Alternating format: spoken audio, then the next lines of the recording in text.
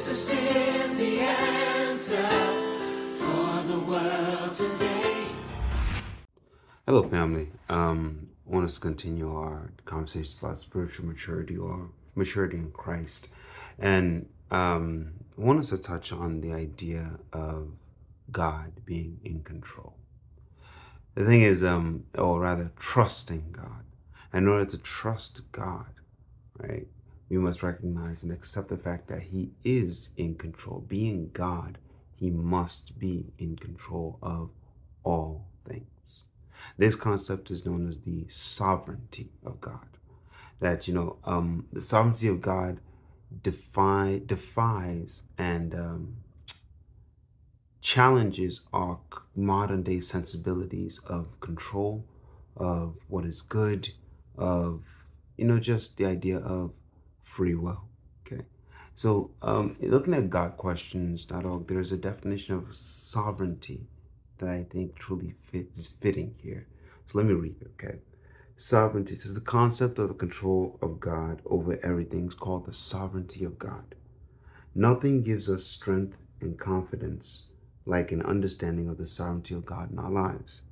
God's sovereignty is defined as his complete and total independent control over every creature, event, and circumstance at every moment in history. Let me repeat that.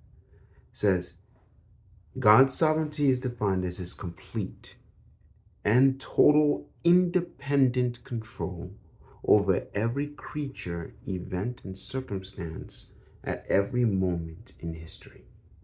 Subject to none, influenced by none, absolutely independent, God does what he pleases, only as he pleases, always as he pleases.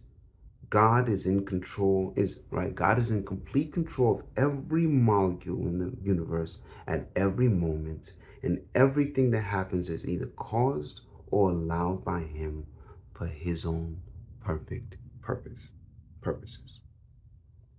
That concept defies our ideas. It defies our sensibilities. That God is in perfect independence and total control of everything at every moment.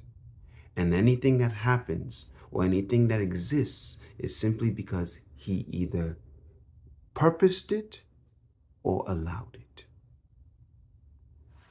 When we accept the idea of God's sovereignty, it catapults us into the ability, the sensation, the willingness, and the strength to trust God utterly, totally, and completely.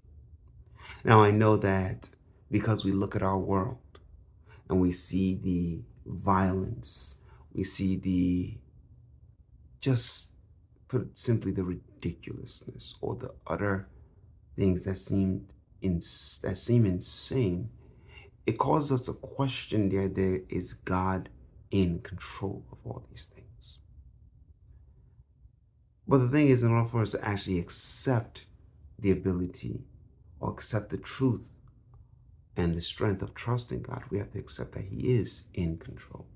That because a thing happens does not mean that it's outside of God's control, or because something evil occurs, we have to accept that it's because God allowed that evil thing to occur. Because anything occurs, it's either God purposed it or God allowed it. And the thing is, before we even get to the nitty gritty, right, before we get into our daily lives or the craziness we see in this world, let's take it back to the beginning. Satan's rebellion was not because God was surprised that one day Satan chose to rebel. Adam and Eve's fall was not because God was surprised that Adam and Eve chose to fall after being created. Christ's crucifixion, Christ's betrayal was not because God was surprised that this occurred, but these things he allowed. And we know that because the Bible tells us that from the foundation, or before the foundation of the world, the plan for Christ was formulated already. God knew, he foreknew, he foresaw, and he purposed all these things for his glory. The betrayal of Christ, the crucifixion of Christ, for us is something gruesome, right? It's something that is like the pain of betrayal, the pain of death is something that we don't want to grasp, that we don't want to see as a good thing. But in the eyes of God, he crushed his son for our sake. He purposed to crush his son for our sake, that we might be with him in eternity. God's sovereignty is not something that we can say that, oh, we get it, but it is in the mind of the Almighty. It's in the mind of the Maker to shape, to purpose and form, to allow for his good, for the good that he has determined for his purposes. So in order for us to get to the idea of trusting God, this concept we have to grasp and accept, whether we like it or not. We have to accept that God is sovereign. And let me read that definition of sovereignty one more time. Sovereignty, God's sovereignty is defined as his complete and total independent control over every creature, event, and circumstance at every moment in history. Independent. Not influenced, not forced, not caused, not reactive. Not, oh, God saw that you did this, so that he did this in turn. Independent control. Subject to none, influenced by none, absolutely independent. God does what he pleases, only as he pleases, always as he pleases. God is in complete control of every molecule in the universe at every moment, and everything that happens is either caused or allowed by him for his own perfect purposes. Let us take that and chew on that for a bit. I know it might be unsettling, but this is just step one.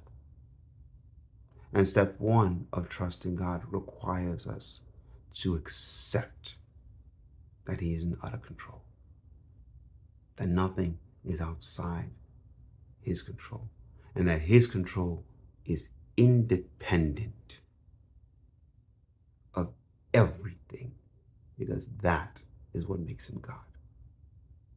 I know, again, it might be unsettling, but let's take that and sit with that for a bit. Then we'll move into step two next week. God bless you.